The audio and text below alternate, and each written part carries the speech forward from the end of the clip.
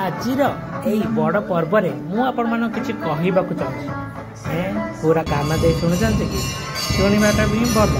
ତ ଆଜି ଆମେ ହେଲା ଓଡ଼ିଆ, ଆମର ପର୍ବପର୍ବାଣି ଭାରି ବଢ଼ିଆ। ତେଣୁ ଆମେ ଆଜି ଆସିଛୁ ଗଣେଶ ପୂଜାରେ ମନ୍ଦିରକୁ, ଯେଉଁଟାକି କହଲା ଝାଡ଼େଶ୍ୱର ମୁଁ କହିଦେଉଛି ଝାଡ଼େଶ୍ୱର ନୁହେଁ, ଏଇଟା ହେଲା ଆମର ଝାରସୁଗୁଡ଼ାର ଗୋଲ୍ଡେନ୍ ଟେମ୍ପୁଲ, ଯେଉଁଟାକି ଶିବଙ୍କ ଟେମ୍ପୁଲ। ଆଉ ଆମେ ଆଜି ଏଇଛୁ ପ୍ରଭୁ ଗଣେଶଙ୍କର ଆରତି କରିବା ପାଇଁ, ତାଙ୍କଠୁ ଆଶୀର୍ବାଦ ନେବା ପାଇଁ। ଆପଣମାନଙ୍କ ପାଇଁ ବି ମୁଁ ଆଶୀର୍ବାଦ ନେଇଯାଇଛି। ଆପଣମାନେ ସେମିତି ଭାବିବେନି ମୁଁ ଏକୁଟିଆ ନେଇକି ଏକୁଟିଆ କଞ୍ଜୁସ। ତ ମୁଁ ଆସିକି ଏବେ ଶୋଇପଡ଼ିଥିଲି।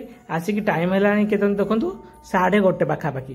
ତ ବହୁତ ଜୋରରେ ଭୋକ ଲାଗିଲାଣି। ଭୋକର ଆଇଟମ୍ରେ ମୁଁ କ'ଣ ଖାଉଛି ଦେଖନ୍ତୁ, ଭାତ ସାଙ୍ଗରେ ସାଲାଡ଼, ତା ସାଙ୍ଗରେ ଦହି ଭେଣ୍ଡି, ଡାଲି ଆଉ ପାମ୍ପଡ଼। ଓଲଟା କହିଦେଲି କି? ଛାଡ଼ନ୍ତୁ, ଚଳେଇ ଦିଅନ୍ତୁ। ଆଉ ମୋ ପେଟକୁ ତ ଯାଉଛି, ଆଉ ତେଣୁ ଆପଣମାନେ ଖାଲି ଦେଖିକି ପେଟ ପୁରେଇ ଦିଅନ୍ତୁ ହେଲା।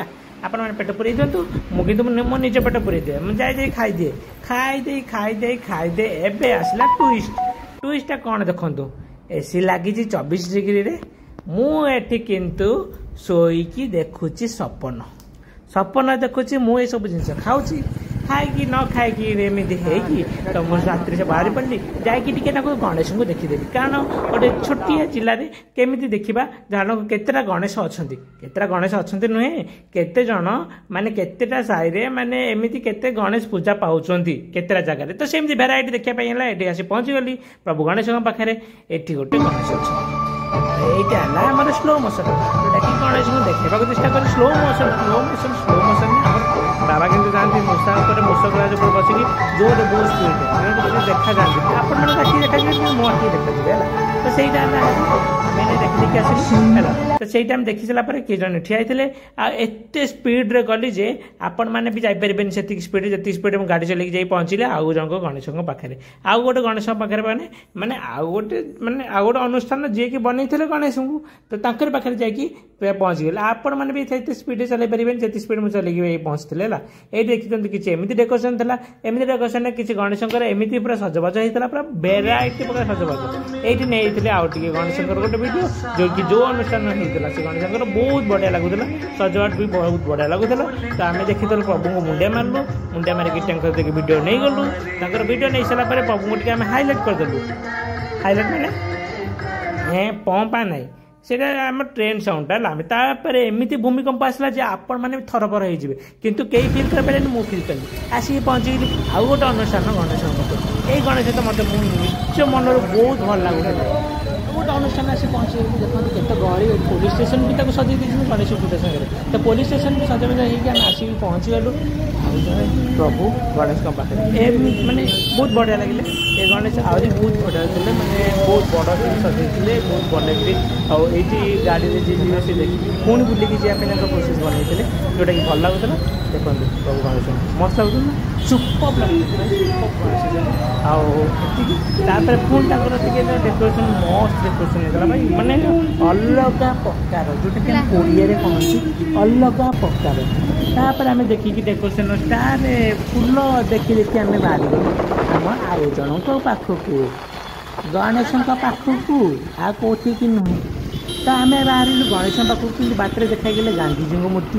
ଆମେ ଭାବିଲୁ ଗାନ୍ଧିଜୀଙ୍କୁ ଦେଖିବା ପାଇଁ ନା ପାଣିରେ ଏଠି ଓଦା ହେଇ ଆମେ ଗାନ୍ଧିଜୀ ଦେଖି ପୁଣି ବାହାରିଲୁ ଆଉ ଜଣଙ୍କ ଗଣେଶଙ୍କ ପାଖକୁ ଦେଖିବା ପାଇଁ।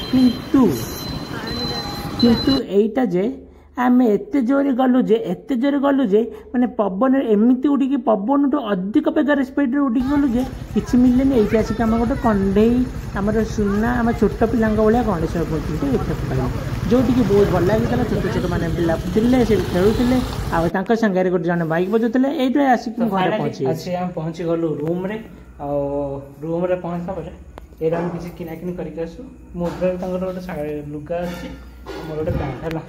ତ କିଣାକିଣି ଆସିଲୁ। ଭୋକ ଲାଗିଲାଣି କାରଣ ଆଜି ଗଣେଶ ପୂଜା, ତ କିଛି ଖିଆ ହେଇନି। ଚାଲନ୍ତୁ କିଛି ଖାଇବା, ସ୍ପେଶାଲ ଜିନିଷ ଖାଇବା। ଯେଉଁଟାକି ସ୍ପେଶାଲ ଜିନିଷ ହେଉଛି ଦେଖେଇବି ଆଉ ଖାଇବି। ଚାଲନ୍ତୁ।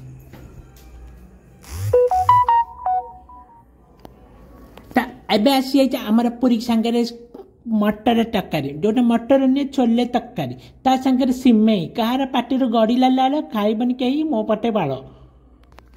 ଏଇ ନେବେନି ଖରାପ ମାଇଣ୍ଡ ମୁଣ୍ଡକୁ ମୁଁ କହିଲି ମୋ ପାଟିରେ ପଶିଗଲା ବାଳ ସେଥିପାଇଁ କିଛି ଗୋଟେ ଆପଣଙ୍କୁ ଶୁଣାଇଥିବ ମୋତେ ସେଥିରେ ମୋର ସହିତ କିଛି ବୋଲ ନାହିଁ ତ ମୁଁ ଏବେ ନେଇକି ତାକୁ ଖାଇଦେବି ଦେଖନ୍ତୁ ଆପଣମାନଙ୍କୁ ଦେଖେଇ ଦିଏ କାରଣ ମୋ ପାଟିରେ ଯେଉଁ ଲାଳଟା କରିଥିବ ନା ଆପଣମାନଙ୍କ ପାଟିରେ ସେମିତି ହିଁ ଲାଳ କରିଥିବ ସେଥିପାଇଁ ମୁଁ ଆପଣଙ୍କୁ କିଛି କେୟାର କରେନି ମୁଁ ନିଜେ ଆଗ ମୋ ପାଟିରେ କରିଦେବି ଯେତିକି ଦେଖେଇଲି ଆପଣଙ୍କୁ ନା ସେତିକି ମୋ ପାଟିରେ ଆଗ କରିଦେଇଛି କିଛି ଖରାପ ଲାଗିଲା କି ତେଣୁ କ'ଣ କରିବେ ଆପଣମାନେ ତ ନାହାନ୍ତି ଆପଣମାନେ ଭିତରେ ଅଛନ୍ତି ଆପଣ ସେମିତି ଦେଖୁଛନ୍ତି ଆମେ କିନ୍ତୁ ତାକୁ ଖାଇଦେବୁ ଦେଖନ୍ତୁ ପାଟି ଗଲା ଗଲା